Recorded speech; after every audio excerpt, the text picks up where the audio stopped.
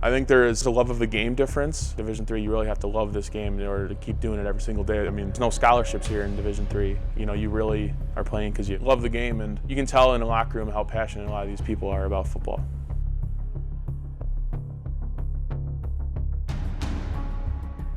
My name is Quinn Meinierz, originally from Hartford, Wisconsin. I went to college at Wisconsin Whitewater, played left guard there, and now I'm making my transition to center.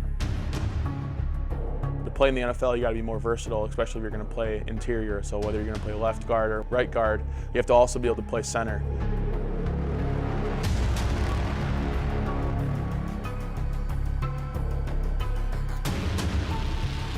I think the mentality of like, it's, you know, D1 or bust, or I'm just trying to go to the NFL. I think that's the wrong mindset initially. The mindset needs to be you want to become the best football player you can be, and also be willing to sacrifice whatever it takes to be that person.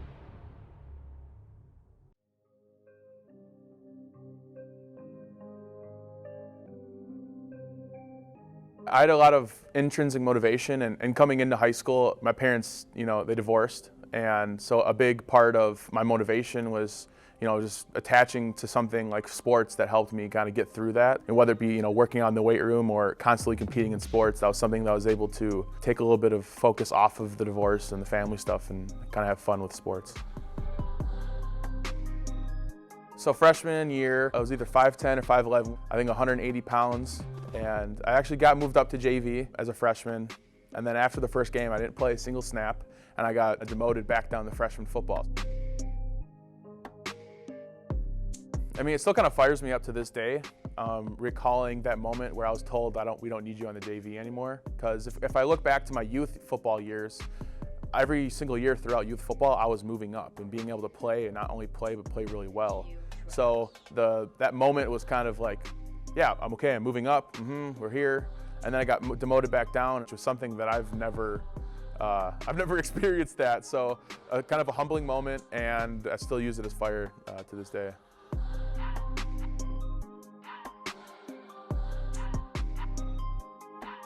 Wrestling, I did all 4 years. Track was the last 3. You know, obviously being 300 pounds, I was a thrower, so I just, you know, shot put, discus, and the occasional big man relay that we had.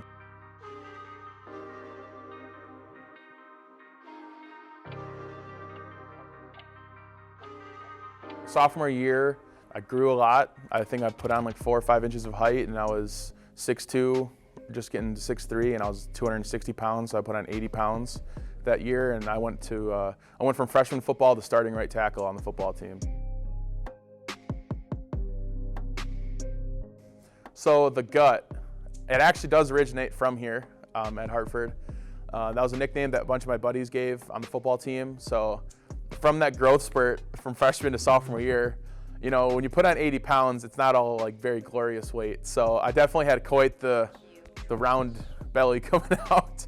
And so I kind of got the nickname the gut because I would always kind of practice with my jersey lifted up. And then that kind of was the same reason that happened in Whitewater. I would always practice with my jersey up. And then at the Senior Bowl, practicing with my jersey up, everyone called me the gut.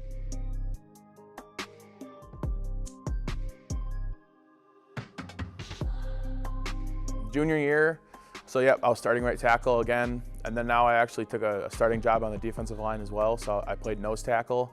I was probably right around 300 pounds at that point, so I put on another, you know, 30, 40 pounds, and I think I was really starting to be dominant. I feel like that year I think I was all conference, nothing state-wise, but definitely kind of on an incline of awards.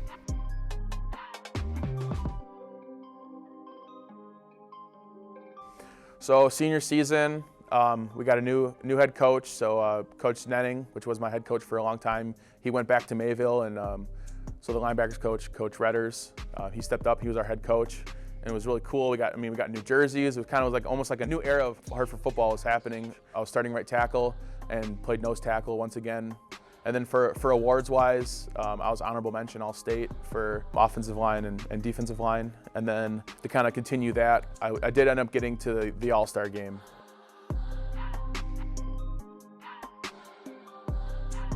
So after that year, I had one scholarship offer, which was Division II St. Cloud State.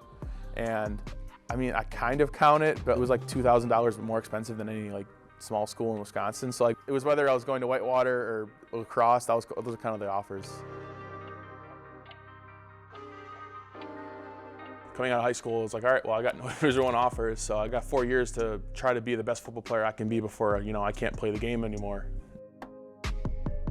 I really didn't entertain the idea of walking on. I mean, I didn't get offered to get walked on anywhere. So like, no, I wanted to go to a school that wanted me, and Whitewater was the school that wanted me, and they had all the criteria that I wanted for a school.